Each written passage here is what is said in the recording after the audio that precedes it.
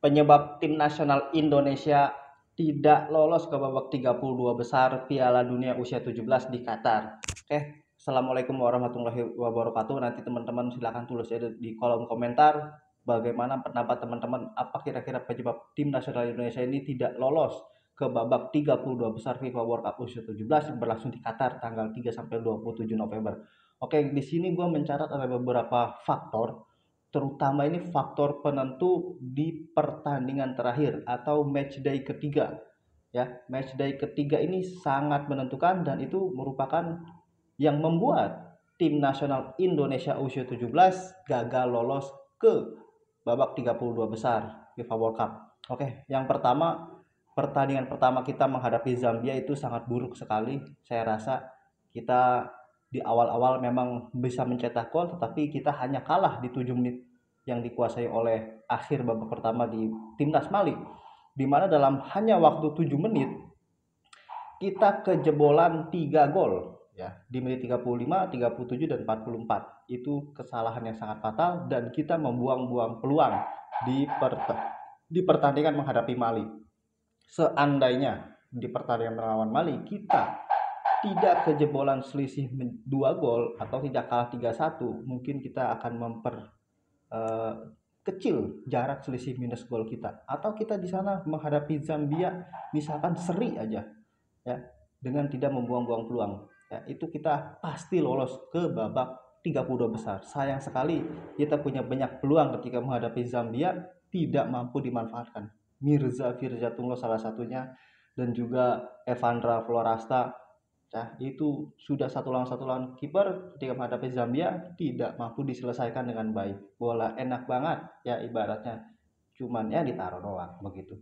Yang selanjutnya Matthew Baker heading dari corner kick, dari tendangan bebas Evandra, heading tanpa ada penjaga gawang, tanpa ada pengawalan, tidak terarah, sangat disayangkan. Seandainya kita bisa mencetak gol di situ ya, mungkin ceritanya akan berbeda dan kita pasti akan lolos ke babak 32 besar. Yang kedua, pertandingan menghadapi Brazil memang sangat berat menghadapi Brazil, tapi tidak ada yang tidak mungkin sebenarnya. Saya sudah bilang di video sebelumnya, menghadapi Brazil itu lu harus total bertahan. Kalau bisa 9 pemain pasang di situ, sisakan Mirza Firzatullah aja buat counter attack. Yang penting kita nggak kejebolan banyak. Target gua kalah lawan Brazil itu selisihnya 2 gol, 2-0 lah kalahnya. Tetapi kita terlalu banyak kalahnya dengan skor 4-0, sehingga akhirnya dari total 2 pertandingan kita ini minus 6 gol ya. Memang masih ada peluang kita di pertandingan terakhir dan kita menghadapi Honduras yang notabene lebih lemah dibandingkan Zambia, tapi kita tidak lagi-lagi tidak mampu mencetak gol banyak. Kita hanya menang selisih 1 gol ya, menang dengan selisih 1 gol.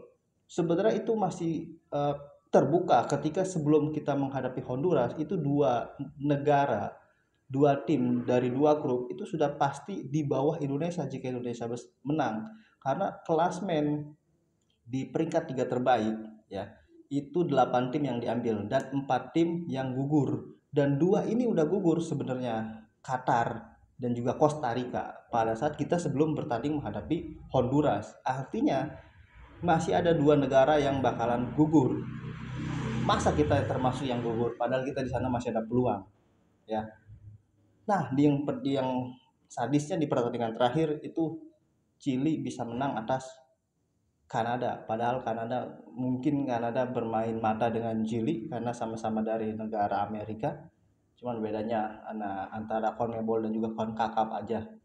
Kita tidak tahu, padahal Chili mendapatkan kartu merah, tapi kenapa Chili bisa memenangkan pertandingan? Seandainya Chili tidak mampu menang ya, itu peluang Indonesia walaupun minus golnya 6 ya, minus golnya 5 ya, itu akan bisa kedongkrak karena Chili tidak menang ya. Yang kedua, Uganda Uganda Uganda menang lawan Prancis. Coba lu bayangin, Uganda menang lawan Prancis ya.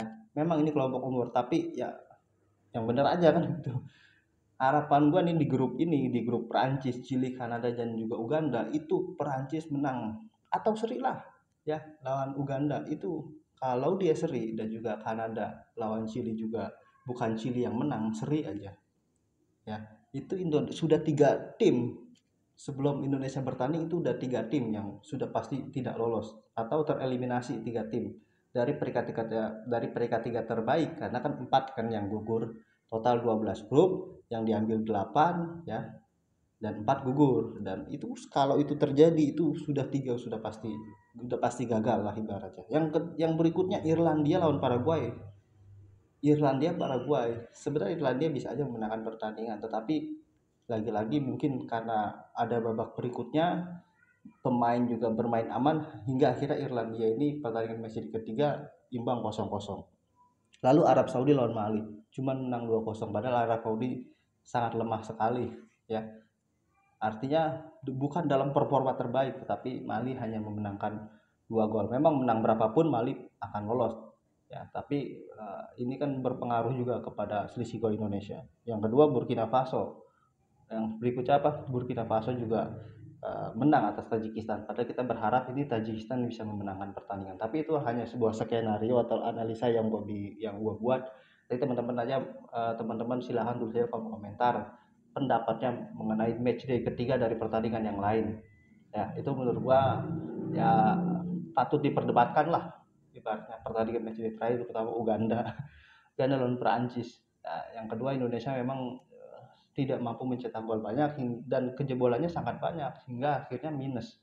Seandainya kita bisa tidak kejebolan minusnya 5 atau plus 0 lah gitu, plus 0 atau minus 2 atau minus 1, itu kita masih ada potensi atau kesempatan sangat besar untuk bisa lolos ya menghadap ke babak 32 besar. Yang disayangkan adalah fatal yang gue bilang di video gue sebelumnya, bahwa pertandingan melawan Zambia ini sangat menentukan lu nanti ada di peringkat berapa di papan klasemen peringkat 3. Dan target gue juga memang sebenarnya tidak muluk-muluk buat timnas usia 17 lolos melalui peringkat 3 terbaik dari awal gue bilang. Tapi karena kesalahan kita menghadapi Zambia, akhirnya kita harus menerima resikonya. Dan kita juga patut apresiasi kepada pemain timnas usia 17. Tentunya gue juga berapresiasi kepada mereka setinggi-tingginya, karena ini adalah sejarah kita menang pertama kali di kompetisi Piala Dunia usia 17, karena di edisi sebelumnya kita tidak menang, 2 seri 1 kalah. Artinya kita belum pernah menang, dan baru di tahun ini kita menang di Piala Dunia menghadapi Honduras. Honduras ini bukan tim sembarangan sebenarnya, cuman karena performa tahun ini kurang bagus jadi ya kita alhamdulillah bisa memenangkan pertandingan ini. Dan buat supporter Indonesia tetap bangga, karena sebenarnya kita sudah lolos ke Piala Dunia aja sudah bagus ya. Itu sudah lolos ke Piala Dunia sudah bagus. Hasil di Piala Dunia sebenarnya tidak apa-apa bagi kita, walaupun kita semua pertandingan kalah pun tidak apa-apa. Tetapi kemarin sangat disayangkan aja karena ada peluang, itu aja sih sebenarnya. Ada peluang doang. Kenapa kita tidak memanfaatkan peluang itu doang sebenarnya mah. Oke, begitu aja mungkin dari gua. Nanti kita ke timnas usia 23 di video berikutnya, karena akan menghadapi apa kemarin ya, menghadapi uji coba lah, itu tanggal 15 dan tanggal 18. Saya lupa lawannya, pokoknya baru udah polling, udah ada TC juga. Nanti kita bahas di sana mengenai persiapan tim nasional Indonesia usia 23 di FIFA Matchday kali ini, untuk dalam rangka menyambut SEA Games ya, yang berlangsung di Thailand tahun 2025 bulan Desember yang akan datang. Oke, begitu aja, demikian, wassalam.